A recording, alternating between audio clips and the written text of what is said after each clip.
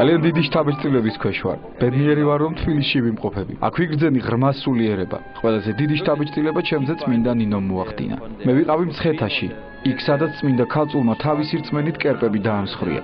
მიუხედავად იმისა, რომ იგი 16 წლის იყო, მას უდიდესი რწმენა ჰქონდა. იგი მცხეთაში დამკვიდრდა, მაგრამ მშვიდად. ისე რომ თავისი რწმენით და კეთილი საქმით მოექცია კერპთაყვანის მსემლები. ამას წლების განმავლობაში ელოდა. ამ პერიოდში ისე მიიზიდა ადამიანები, თავად მეფე მირიანი და დედოფალი ნანაც კი გააქრისტიანა. მე აღფრთოვანებული ვარ. როგორ შეძლო ასეთი პატარა ასაკის, მაგრამ უდიდესი რწმენის ადამიანმა გამოეჩინა ამ ხელა ძალა. როდესაც იმ ადგილას მოხვდი, სადაც წმინდა ქალწული ცხოვრობდა, ცრემლები ვერ შევიკავე.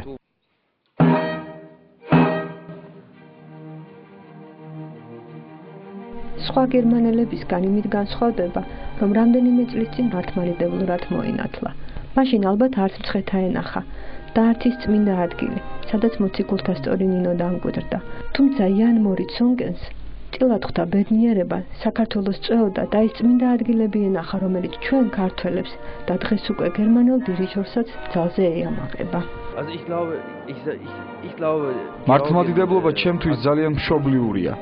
ის ჩემს სულშია, რადგან უდიდეს სიყვარულს გვასწავლის. ის სიმართლის, რწმენის მასწავლებელია.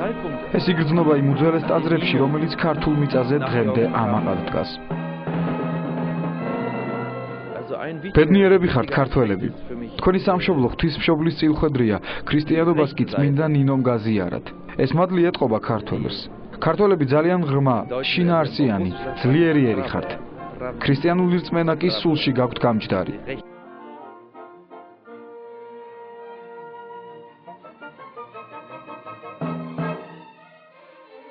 დირიჟორობა ალბათ ერთ-ერთი ყველაზე საპასუხისმგებლო პროფესიაა. თუმცა 33 წლის იან მორიცონკენისათვის არც თუ ისე რთული აღმოჩნდა ამ ასაკში სხვადასხვა ორკესტრისთვის ეხელმძღვანელა. რამდენიმე დღის წინ ბანო სარაჯიშვილის სახელობის თბილისის კონსერვატორიაში იან მორიცონკენის დირიჟორობით სტუდენტური სიმფონიური ორკესტრის კონცერტი გაიმართა. გერმანელი დირიჟორი სტუდენტებთან ერთად ამ დღისათვის განსაკუთრებულად ემზადებოდა. ახალგაზრდა ჯერ ბევრი რამ აკლია გამოცდილების თვალსაზრისით გაუჭირდა დასაწყისში, უცებ ორკესტრი ძალიან რთული მექანიზმია და დასაწყისში ყოველთვის ხდება ხომ ესეთი შეჩვევა დირიჟორსა და სტუდენტებს შორის. მაგრამ მე მგონი ყველაფერმა მშვიდობიანად ჩაიარა. კონსერვატორიის სტუდენტურ სიმფონიურ ორკესტრთან რამდენიმე კვირის განმავლობაში ვმუშაობდი. მათ მასტერკლასებს ვუტარებდი. იმის გარდა, რომ ნიჭიერებით გამოირჩევიან, არც ერთმანეთთან ურთიერთობა გაგჭირვებია.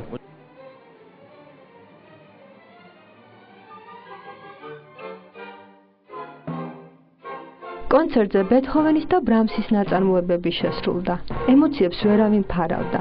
ეს ერთი ამაღელვებელი საღამო იყო და ალბათ გამოსამშვიდობებელიც, რადგან ორ დღეში მათ იან მორიცონკენთან გამომშვიდობება მოუწევდათ.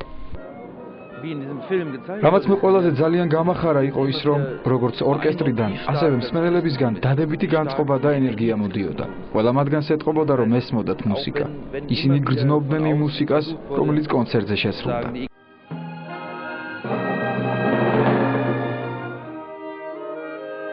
გერმანელი დირიჟორი უკვე 2 დღეა რაც გერმანიაში გაემგზავრა. როგორც თავად გითხრა, საქართველო ძალიან მოენატრება და ამ მონატრებას ის სიყვარული გადაატანინებს, რომელიც ჩვენი ქვეყნიდან გაჰყვა.